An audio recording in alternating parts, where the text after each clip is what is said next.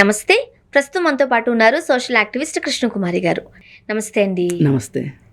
ఈరోజు న్యూస్ చూస్తే అంటే మనకి కొన్ని సంస్కృతి సాంప్రదాయాలు ఫాలో అవుతూ ఉంటాం. ఎవరి నమ్మకం వారికి ఉన్న ఆ నమ్మకాన్ని ఫాలో అవుతూ ఉంటారు. ఇప్పుడు మేడారం జాతరకి సంబంధించి ఒక హీరోయిన్ 2-3 సినిమాలు చేసిన అమ్మాయి తన బుజ్జి కుక్క పిల్లను పట్టుకుని వెళ్ళి అక్కడ తులాభారం కింద చేశారు. దాన్ని ఆమె స్వయంగా ఇన్స్టాగ్రామ్లో పోస్ట్ చేశారు. అప్పుడు స్టార్ట్ అయింది అసలైన స్టోరీ. నువ్వు ఎట్లా అవమానిస్తావు మా గ్రామ దేవతల్ని, నువ్వు అలా ఎలా చేస్తావు? కొంతమంది సమర్థిస్తున్నారు, మరి కొంతమంది విమర్శిస్తున్నారు. మీరేం చేస్తారు? సమర్థిస్తారా, విమర్శిస్తారా? అంటే సమర్థించడం విమర్శించడం కాదు, నేను పరిస్థితిని విశదీకరిస్తా. ఏంటంటే అక్కడికి ఎవరికి వాళ్ళు తులాభారం ఇచ్చుకుంటారు. అక్కడ మేడారం జాతరలో బంగారం అంటారు, బెల్లాన్ని బంగారం అంటారు, తులాభారం ఇస్తారు. వాళ్ళ కోసం ఇచ్చుకుంటారు, వీళ్ళ గురించి వేరే వాళ్ళు మొక్కుంటారు, అలాగే వేరే వాళ్ళ కోసం వీళ్ళు మొక్కుంటారు. కొన్నిసార్లు పిల్లల కోసం తల్లిదండ్రులు మొక్కుంటారు, మన శ్రేయోభిలాషుల కోసం ఎవరెవరి కోసం మొక్కుంటారు. ఇప్పుడు మనం చూడండి, రేవంత్ రెడ్డి గారు వాళ్ళ మనవడిని ఒళ్ళో కూర్చోబెట్టుకొని తులాభారం చేసుకున్నారు. అట్లాగే దేవాదాయ ధర్మాదాయ శాఖ మంత్రులు ఇలా చేసుకుంటూ ఉంటారు. సామాన్య ప్రజానేకం కూడా చేసుకుంటారు. అక్కడ ఏంటి, వాళ్ళకి బాగా ఇష్టమైన ఒక వ్యక్తిని వాళ్ళ బాగు కోరి వాళ్ళు అక్కడ తులాభారం ఇస్తారు. ఇక్కడ ఆమెకి అత్యంత ఇష్టమైన కుక్కపిల్లని తీసుకొని వెళ్ళింది. ఆ కుక్కపిల్ల ఆల్మోస్ట్ ఆమె కూతురో కొడుకో లేకపోతే ఏంటో. ఇప్పుడు కుక్కలు పెంచే వాళ్ళకి అది చాలామంది కుక్కలు పిచ్చి అనుకుంటారు, కానీ కొంతమంది అసలు కుక్క అంటే కూడా ఒప్పుకోరు. వాళ్ళు పేరు పెట్టి పిలవాలి. అవును, ఇది నాకు తెలుసు. పేరు పెట్టి పిలవాలి. కుక్క అంటే ఒప్పుకోరు, గొడవ పెట్టేస్తారు. పైగా అమ్మ నాన్న అని పిలిపించుకుంటారు, అన్నయ్య అక్క అంటారు. అలాగే ఈ కుక్క వచ్చిన తర్వాత పిల్లలు పుడితే తమ్ముడు చెల్లి అని చెప్తా ఉంటారు. అసలు ఆ కుక్కకి ఆల్మోస్ట్ కుక్కలతో మాట్లాడుతూ ఉంటారు, పిల్లలతో మాట్లాడినట్టు కుక్కలతోటి. వాటికి కూడా అర్థమైపోద్ది కదా, బ్రహ్మాండంగా అర్థమవుద్ది. అవి తిరిగి చెప్పలేవు కానీ చెప్పిందల్లా చేస్తాయి.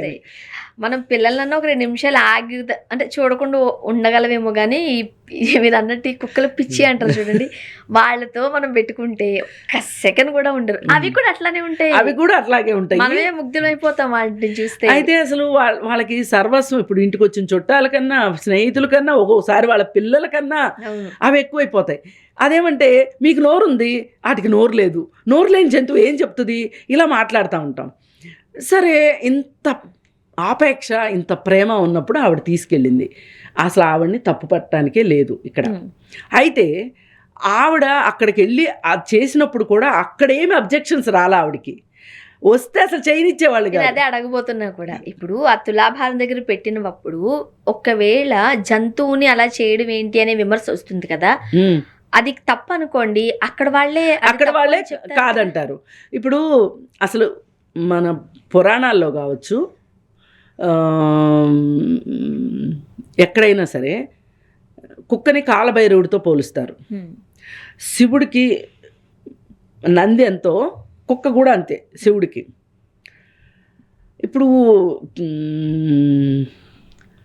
శాంతియాత్ర చేస్తున్నారు అమెరికాలో బౌద్ధ భిక్షువులు. వాళ్ళతో పాటు అలోక్ అని ఒక కుక్క వెళ్తుంది, చూసే ఉంటారు సోషల్ మీడియాలో మీరు. అసలు ఇప్పుడు మొన్న అలోక్కి బాగాలేదు ఒకరోజు. అలోక్ ఎలా ఉంది అంటే ఎలా అయిపోయిందంటే, ఫస్ట్ టైం చూస్తే ఎవరో మనిషి అనుకుంటారు. అది కూడా అలాగే వెళ్తుంది వాళ్ళతో కలిసి. అది మామూలుగా వాళ్ళకి ఎక్కడో రోడ్డు పక్కన దెబ్బలతో దొరికితే వాళ్ళు శుశ్రూష చేశారు, దానికి చేస్తే అది వాళ్ళ ఎమ్మడబడి తిరుగుతుంది. అది దాదాపు 2,500 కిలోమీటర్లు తిరగటానికి దాన్ని సిద్ధం చేసుకున్నారు వాళ్ళు ఎంత తిరిగితే వాళ్ళతో పాటు తిరుగుతుంది. అంటే దీని అర్థం ఏంటి అంటే, కుక్క మనుషులకి చాలా దగ్గరైన జంతువు కుక్క. మరి అలాంటప్పుడు అక్కడ ఉన్న వాళ్ళకు కూడా అది ఒక తప్పుగా అనిపించలేదు. ఎందుకంటే మరి కుక్కని దైవంగా చూస్తారు కదా, కాలభైరవుడి కింద చూస్తారు కదా. అసలు కాలభైరవుడికి గుళ్ళు కూడా ఉన్నాయి. అయితే అందులో మళ్ళీ పైగా నల్ల కుక్క అంటే ఇంకా చాలా ఎక్కువ అనమాట.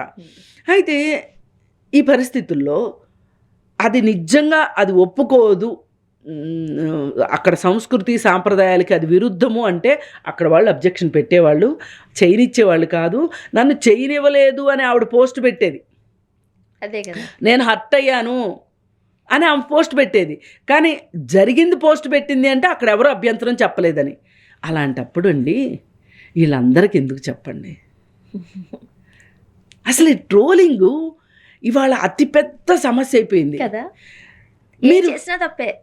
మీరు నమ్ముతారో లేదో, ఐక్యరాజ్య సమితి 16 days యాక్టివిజంకి పిలిపించింది ఈ ట్రోలింగ్ మీద, సైబర్ బుల్లింగ్ మీద, ట్రోలింగ్ మీద. ఇది ఒక అంశం. అవును. దానికి అక్షరాల మన భారతదేశంలో మన యువత అనండి, పనిపాట లేని వాళ్ళు అనండి, పోసుకోలు వాళ్ళు అవనివ్వండి, వీళ్ళు చాలా ఎక్కువ మంది అయిపోయి అయిన దానికి కాని దానికి మెసేజ్లు పెట్టేయటం. పైగా ఆ మెసేజ్లు కూడా బూతులు. ఆ బూతులు కూడా పరమ భయంకరమైన బూతులు. అసలు వీళ్ళ నోళ్ళు ఇంత కంపేంటి బాబోయ్ అనిపించేటట్లు. అసలు ఒక్కొక్కసారి కామెంట్స్ డిజేబుల్ చేసేస్తున్నారు, చాలామంది చేసేసుకుంటున్నారు. అది నిజమే. లేకపోతే మనం మెంటల్గా డిప్రెషన్లోకి వెళ్ళిపోతాం.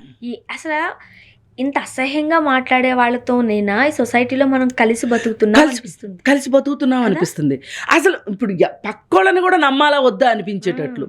దీనికోసం కొన్ని ఆఫీసులు పనిచేస్తున్నాయి. అంటే మనిషి మనతో ఒకలా ఉంటున్నారు, బట్ వాళ్ళ మైండ్ లో ఏం తిరుగుతుందో మనకు తెలియదు. వాళ్ళ వర్డ్స్ ఏంటి, వాళ్ళు ఎలా స్పందిస్తారు అనేది మనకు అర్థం కావట్లేదు. పైగా మనతో మంచిగున్నట్లే ఉంటారు, కానీ మనతో మంచిగున్నట్లే వేరే మహిళతో కూడా మంచిగుంటున్నారా, వేరే పురుషుడితో కూడా మంచిగుంటున్నారా, మర్యాదగా ఉంటున్నారా అని చూస్తే మొత్తం విద్వేషం, పచ్చిబూతులు బాబోయ్. ఆ విద్వేషానికి అసలు అంతు పొంతు లేకుండా అయిపోతుంది. ఈ ట్రోలింగ్ అనేది ఏదైతే ఉందో ఇది ఒక మానసిక పరమైన జబ్బులాగా అయిపోయింది వాళ్ళకి. వాళ్ళల్లో ఉన్న మానసిక వికారాలు మొత్తాన్ని, వికృతాలు మొత్తాన్ని ఈ మెసేజ్ల రూపంలో చూపిస్తున్నారు. సాధారణంగా ఇలాంటి ఇన్సిడెంట్స్ జరిగినప్పుడు అసలు కామెంట్స్ ఏమున్నాయని మనం చూస్తాం. బికాస్ ఆఫ్ పబ్లిక్ ఏమనుకుంటుంది, పబ్లిక్ ఏం ఎక్స్పెక్ట్ చేస్తుందని తెలుసుకోవడం గురించి మనం చూస్తూ ఉంటాం కదా. ఆ టైంలో వాళ్ళు మాట్లాడిన భాష, మాటలు, అసలు ఇలాంటి పదాలు కూడా ఉంటాయా? అసలు ఒక మనిషిని ఇంత అసభ్యంగా తిట్టొచ్చా? అసలు ఉన్నాయా అని వీళ్ళు ఎలా కనిపెట్టారా బాబు? వీళ్ళ బుర్రల్లో ఏముంది? అర్థాలు కూడా తెలియవు. సాక్షాత్తు ఆఫీసులు నడుస్తున్నాయి, మీరు నమ్ముతారో లేదో, ఈ ట్రోలింగ్ చేయటం కోసం. 5 రూపాయలంట ఒక మెసేజ్ పెడితే.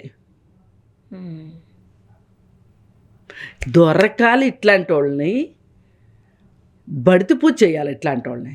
అంత ఆవేశం వస్తుంది నాకు. మనం మంచి చెప్పనివ్వండి. ఇప్పుడు నేను మాట్లాడేది మొత్తం మీకు నచ్చచ్చు, నచ్చకపోవచ్చు. మీరు నాతో ఏకీభవించకపోవచ్చు. నా అభిప్రాయాన్ని చెప్పే హక్కు నాకుంది, మీ అభిప్రాయాన్ని చెప్పే హక్కు మీకుంది. నువ్వు విభేదించు, కానీ ఆ విభేదించడానికి కూడా ఒక హద్దు, పొద్దు, సంస్కారం ఉంటాయి. అవి మర్చిపోయారు. ఇప్పుడు పాపం రేణుదేశాయ్ కూడా నిన్న ఎందుకు నా పిల్లల జోలికి ఎందుకు వస్తున్నారు మీరు, అందుకే వాళ్ళ ఆయన అట్లా వదిలేశాడు మాటలవి. ఇప్పుడు దాకా ఏమో అనుకున్నాం, కానీ ఆయన ఈ అగ్రెసివ్ వల్లే ఇది చేశారు. ఆయన్ని తిట్టుకున్నాం కానీ వదిలేసినందుకు ఇప్పుడు అర్థమైంది.